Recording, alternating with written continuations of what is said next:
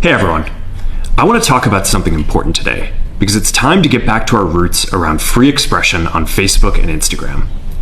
I started building social media to give people a voice. I gave a speech at Georgetown 5 years ago about the importance of protecting free expression, and I still believe this today. But a lot has happened over the last several years. There's been widespread debate about potential harms from online content. Governments and legacy media have pushed to censor more and more. A lot of this is clearly political, but there's also a lot of legitimately bad stuff out there. Drugs, terrorism, child exploitation. These are things that we take very seriously, and I want to make sure that we handle responsibly. So we built a lot of complex systems to moderate content. But the problem with complex systems is they make mistakes. Even if they accidentally censor just 1% of posts, that's millions of people. And we've reached a point where it's just too many mistakes and too much censorship. The recent elections also feel like a cultural tipping point towards once again prioritizing speech. So we're going to get back to our roots and focus on reducing mistakes, simplifying our policies, and restoring free expression on our platforms. More specifically, here's what we're going to do. First, we're going to get rid of fact checkers and replace them with community notes similar to X, starting in the US. After Trump first got elected in 2016, the legacy media wrote non-stop about how misinformation was a threat to democracy. We tried in good faith to address those concerns without becoming the arbiters of truth. But the fact checkers have just been too politically biased and have destroyed more trust than they've created, especially in the US.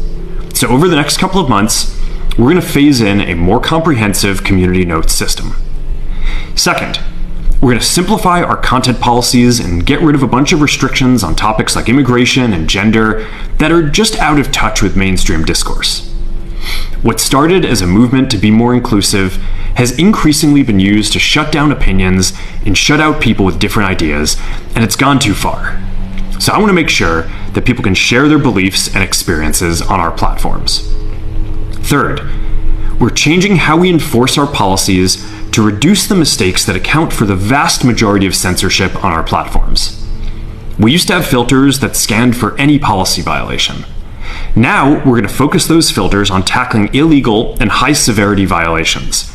And for lower severity violations, we're going to rely on someone reporting an issue before we take action.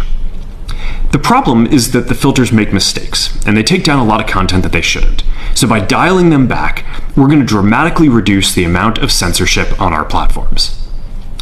We're also going to tune our content filters to require much higher confidence before taking down content.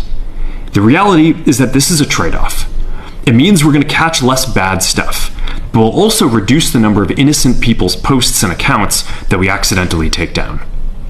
Fourth, we're bringing back civic content. For a while, the community asked to see less politics because it was making people stressed, so we stopped recommending these posts. But it feels like we're in a new era now, and we're starting to get feedback that people want to see this content again.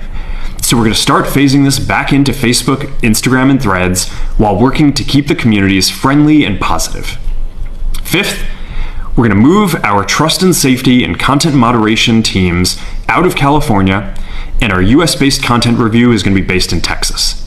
As we work to promote free expression, I think that it will help us build trust to do this work in places where there is less concern about the bias of our teams. Finally, we're going to work with President Trump to push back on governments around the world that are going after American companies and pushing to censor more. The US has the strongest constitutional protections for free expression in the world. Europe has an ever-increasing number of laws institutionalizing censorship and making it difficult to build anything innovative there. Latin American countries have secret courts that can order companies to quietly take things down. China has censored our apps from even working in the country. The only way that we can push back on this global trend is with the support of the US government. And that's why it's been so difficult over the past 4 years when even the US government has pushed for censorship. By going after us and other American companies, it has emboldened other governments to go even further. But now we have the opportunity to restore free expression, and I am excited to take it. It'll take time to get this right, and these are complex systems. They're never going to be perfect. There's also a lot of illegal stuff that we still need to work very hard to remove. But the bottom line is that after years of having our content moderation work focus primarily on removing content, it is time to focus on reducing mistakes, simplifying our systems, and getting back to our roots about giving people voice. I'm looking forward to this next chapter. Stay good out there, and more to come soon.